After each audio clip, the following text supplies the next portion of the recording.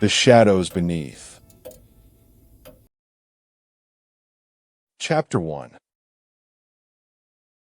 The unfamiliar neighbors.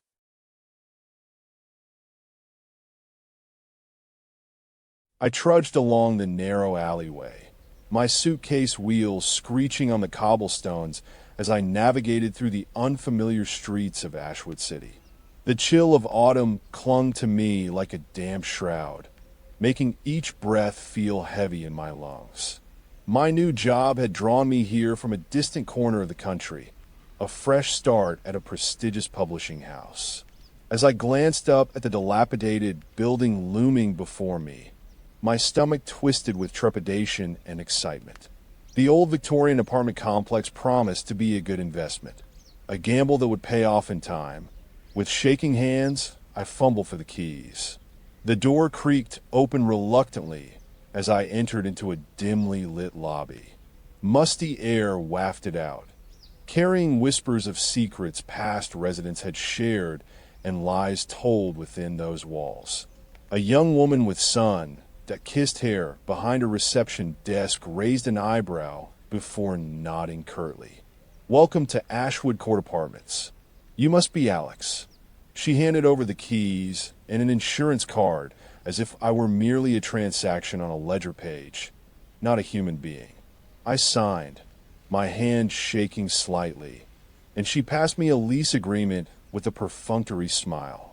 "Third floor, apartment 315. On my way up, the elevator rattled ominously, making my skin prickle with unease.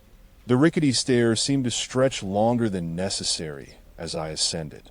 In the heart of the building's belly, door number 315 swung open like a welcoming mouth. Dust danced in fading light, and I stepped inside to discover a space cloaked in silence. The initial impression was promising. High ceilings adorned with ornate moldings, tall windows framing a cityscape that glittered at dusk. But as night fell, the beauty of this place began to unravel. The floorboards creaked, hinting at unseen listeners when alone.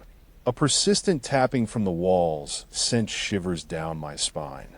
I chalked it up to old buildings settling, though it became more insistent with each passing night. In my second week here, strange noises crept into sleep, low murmurs and footsteps that skirted just beyond hearing range. At first, I dismissed it as shared walls or the wind through some hidden crack. But when night after night, the whispers turned to voices speaking in hushed tones, often words I couldn't decipher, a chill crept into my bones. The shadows cast by moonlight seemed to writhe on the ceiling like restless spirits. Neighborhood life played out in front of me as I lay awake, their laughter and conversations mingling with mine. Their routines became familiar. Mrs. Jenkins' nightly crossword puzzles by candlelight, Mr. Core's late-at-night cooking, children's giggles drifting from a floor above. Yet they kept their distance. No one smiled or spoke when passing in the hallway. I attempted small talk, only to be met with puzzled looks, making me question my own sanity. It was as if they were waiting for something or someone. One fateful night, I caught an image that shattered my illusion of solitude. A shadowy figure peeking through my window, eyes glowing in the moonlight like embers from hell.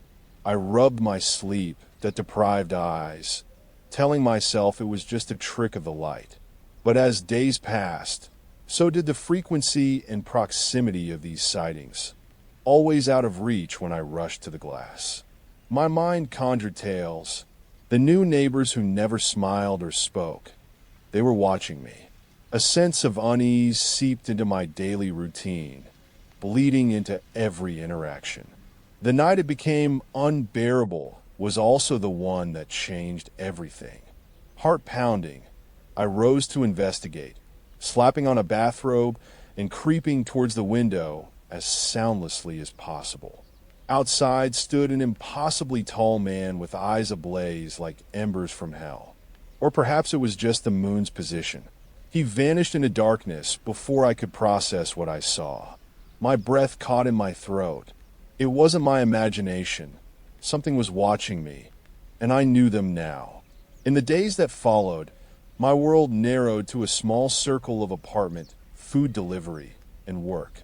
Nights were a living nightmare of crouched positions, earplugs, and restless thoughts.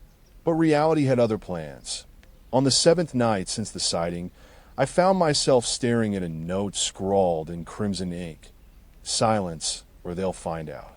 My heart raced as I held it up to the dim light of my reading lamp. No name, only a single, blood-red word that looked like a smile turned into a sneer. Smile. A shiver coursed through me. Whoever left it wasn't just trespassing. They wanted me to feel uneasy. It didn't matter that I tried rationalizing away the strange occurrences as my own paranoia. There were moments when the tapping turned unmistakable human footsteps outside my door, and voices murmured in hushed tones before falling silent. Each night, more faces appeared at my window. A woman's silhouette with raven black hair, an elderly man leaning against the opposite building's wall. They never looked directly, but always seemed to watch me through the glass, their eyes glowing like embers left unattended. Their actions had become a macabre dance of observation. I needed answers.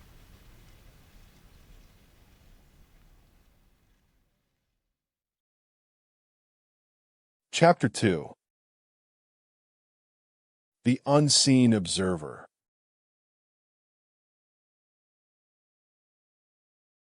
My days blurred into weeks as I dug into the mystery, trying to connect these phantom observers with reality.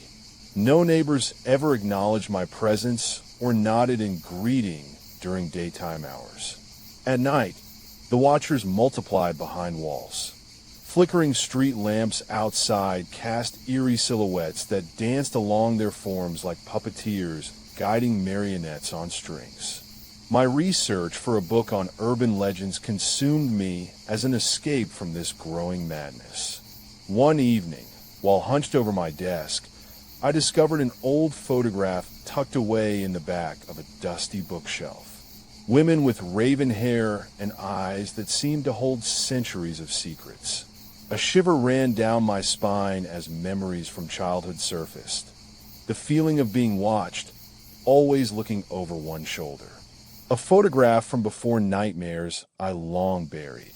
It was too much of a coincidence. My mind clung to it like a drowning man clinging to flotsam. A connection to those ghostly observers.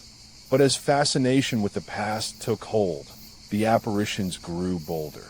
Shadows danced on walls at night.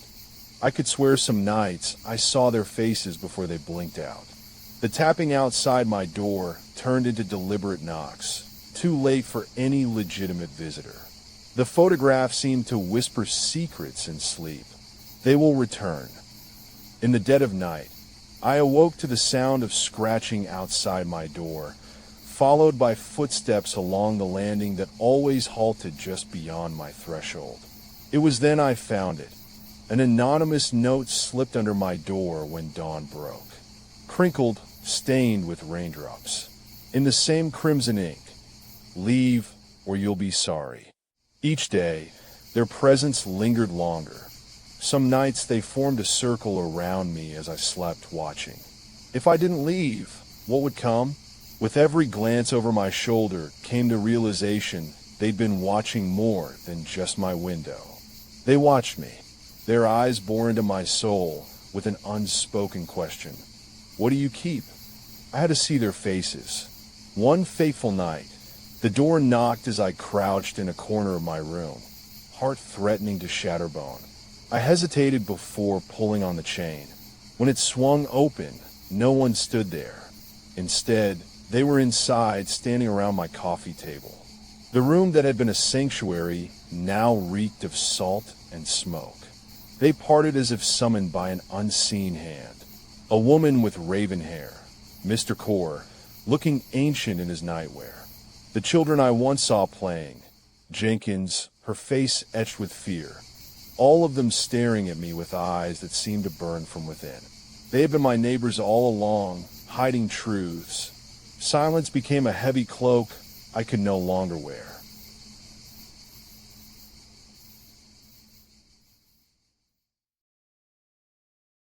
Chapter 3. The Unsettling Truth. In that moment, words spilled out like blood, the stories I'd collected on their own, tales of the damned and cursed souls. It was my research they sought. I'd seen them too late for escape, yet here we were. I told them everything, the haunting, the photographs, the feeling of watching from childhood. The woman spoke first, her voice ethereal. The darkness can't consume you if you face it. In their silence, a single question hung in the smoky air. How did I know? It wasn't until they dispersed into the night like smoke that it clicked. Their eyes weren't glowing, just reflections caught by my moonlit window.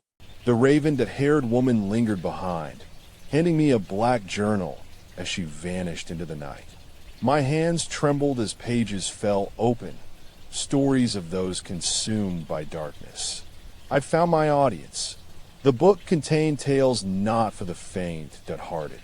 Their eyes no longer glowed when we spoke under moonlight. They were reflections in my window from all times past. A writer, now a vessel for every haunted tale, and their secrets were my stories to tell. They needed me to write, but at what cost? One by one, each member of that haunting circle vanished into the night until there was only her. Raven-haired, eyes aglow with an ancient light. She whispered before disappearing, "Your words will set them free or trap them forever." And so I wrote through sleepless nights, my hands a blur across pages stained crimson. When it ended, the house was silent save for rain. It had to be done. I stepped outside, rain dripping from the brim of a wide-brimmed hat that hid her face in raven hair. The last thing she said before disappearing into an unseen alleyway was smile. They'd found me out, or perhaps they were waiting for something else. The journal lay open under my desk light when I returned home after yet another sleepless night, a mocking smile carved on each page. It didn't take long to realize it wasn't ink. Blood from the crimson inkwell that stained our tales. I had been given their secrets. Now they'd decide how they were told. Their silence was more unnerving than any haunting. They knew more about my past than I did. The last 2 weeks blurred into nights spent writing, trying to make sense of what they wanted. A writer's voice for an eternal tale. "Finish it," the raven-haired one commanded in a low whisper before disappearing into smoke. When I turned to leave the room, their eyes were back on my window. The circle returned, watching, waiting, silent as they had been since the first night. I heard them, their low hum growing louder until it roared around me like an echo chambered within a cave. "Smile." The word hung in the air as I faced them. In that moment of understanding, the world tilted. They were here for more than my stories. They wanted this life from me. The raven-haired woman returned with something old and tattered, a leather-bound book. "Finish it," she said once more before vanishing into smoke again. The book opened to reveal pages filled with words that didn't feel mine, yet bore the scent of salt and rain. My stories.